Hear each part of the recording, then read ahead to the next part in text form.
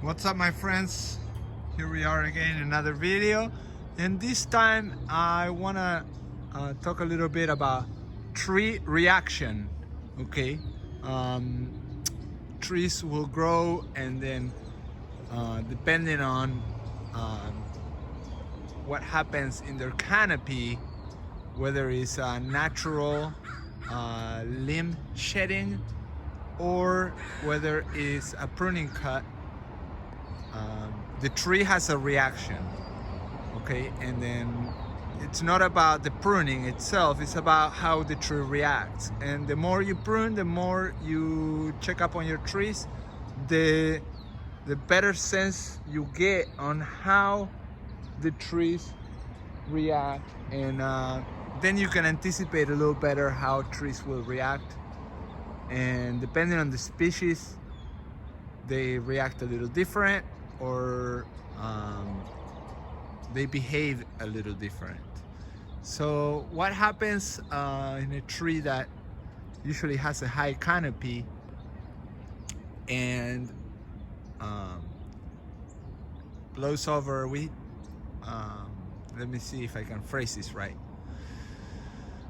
Some trees are more prone to losing limbs than others, and you always have to take that into consideration when you're planning to plant the tree and where the tree is going to be located.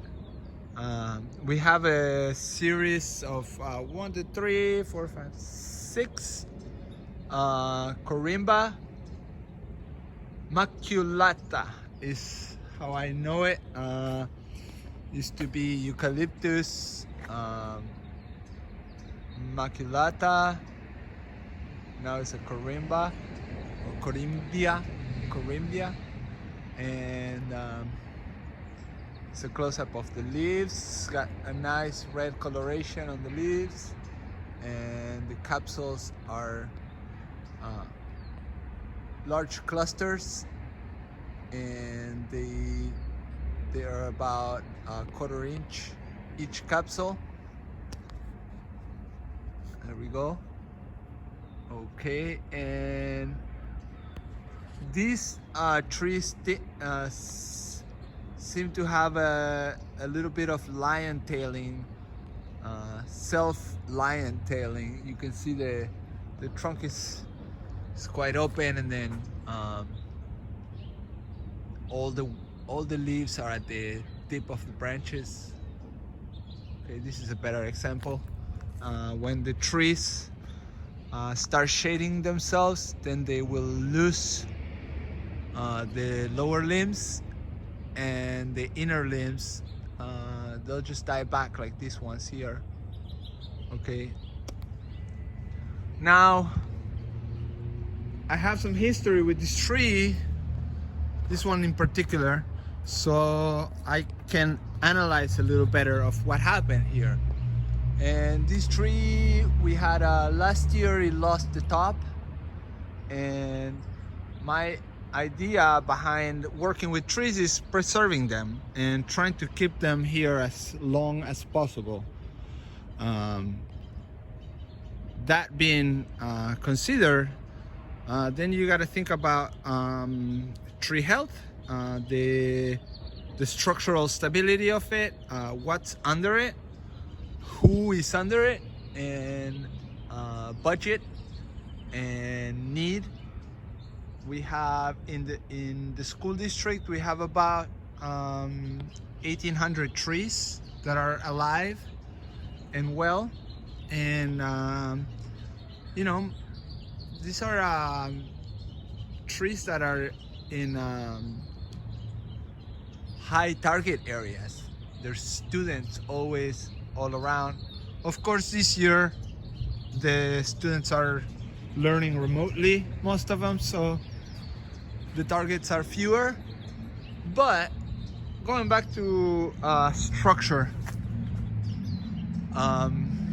this tree here lost its top, and we cleaned it up. I had our contractor come and clean it up with the idea of preserving the tree.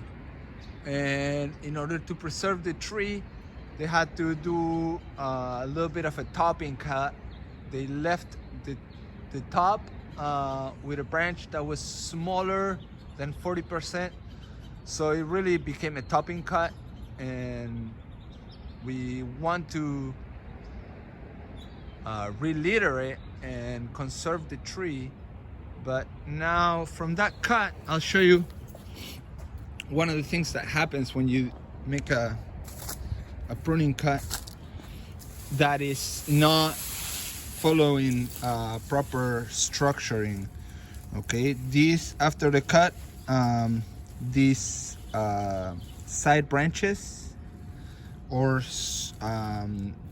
you know, epicormic growth happened, and you can see that there's 1, 2, 3, 4 larger branches and a few smaller branches all emerging from the same place, and that creates a lot of weight and sail. However, the buds that these branches emerged from were just barely attached to the trunk itself. They were very superficial buds, and that creates the possibility for another failure. And you can see here how this is the trunk. That's where they detach from, and you can see that the cluster of branches is very superficial and it's not well attached. So whenever you're making a pruning cut and it's a topping cut, you have to expect trees to react this way, with lots of branches in the same place, which creates a risk of new failure. So this is the result of a topping cut. Again, you top the tree, several branches try to take the place of the missing branch that you topped, and it becomes a cluster, and the cluster is poorly attached to the trunk. And let me see, there you go. So this is what happens. This is the reaction the tree had. It saw the opportunity for capturing light and creating new growth. It took it. Trees are risky beings, right? So let me get out of the way here before I get run over. So trees take lots of risks in order to capture as much sunlight as they can, and that's not always the best thing for the tree. So the tree is working against its own interest. But the tree is just doing what it thinks is best for it, and capturing as much light as possible is what's best for the tree.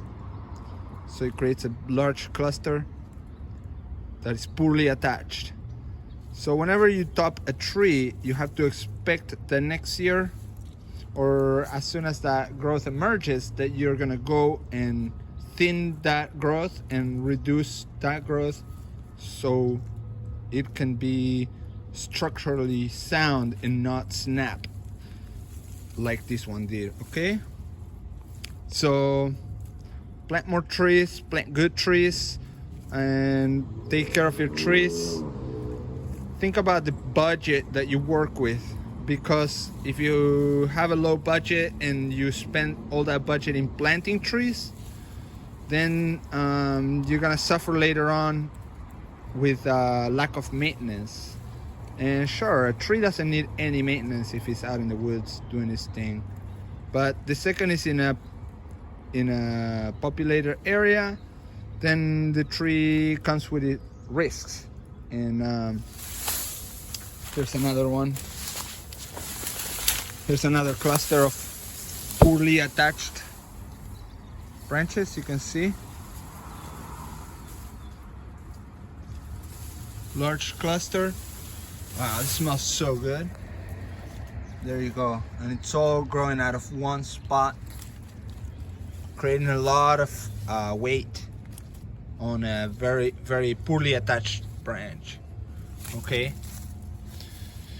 so think about that. Think about what you're doing in terms of operations and tree maintenance. If you cannot keep up with all your trees, think about tagging the ones that need to be removed and creating a good program to plant good trees and plant enough trees that you can keep good maintenance practices on them.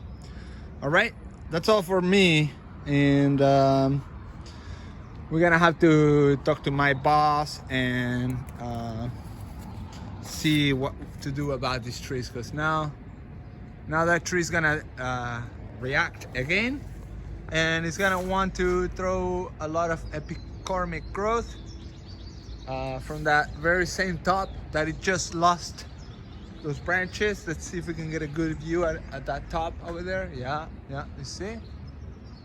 Okay, let's see. That's the top right there, and you can tell there's one poorly attached leader there, central leader, and I think it was a pretty bad idea to try to re-leader it. So anyway, it's just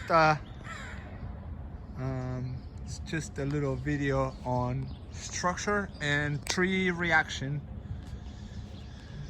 Again, these trees come from Australia, and the soils in their native lands are less rich.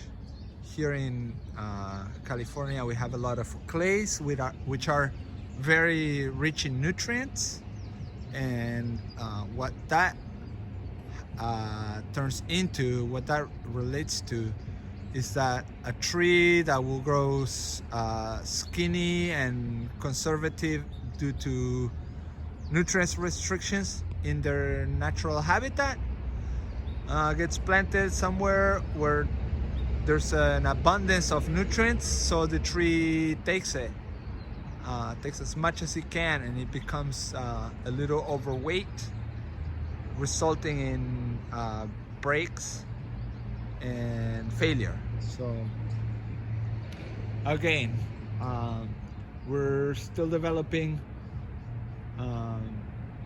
good practices here at the school district and trying to make informed decisions about our trees and wise decisions in terms of choosing what stays and what goes.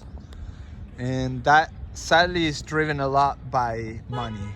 If we could maintain all our trees well pruned, then we could have a lot more trees, but we cannot, sadly. So there's some removals here and there that don't necessarily have to be removed, but in terms of managing your money in a wise way, the wisest thing sometimes is to remove the tree. And that's why it's important to plant good trees that will tolerate the conditions, that will be well-behaved trees. And it's not an exact science. There is a lot of science behind it, but it's not exact. And that's where we use our judgment, and experience can give you a lot. So if you're pruning trees, if you're planting trees, if you're doing any type of tree work, just I recommend taking lots of notes on the trees' reactions. Okay, human action, tree reaction, and budget. Okay, all right, that's long enough of a video, and we'll catch up in a future video, my friends. Enjoy the weekend and plant more trees. Peace.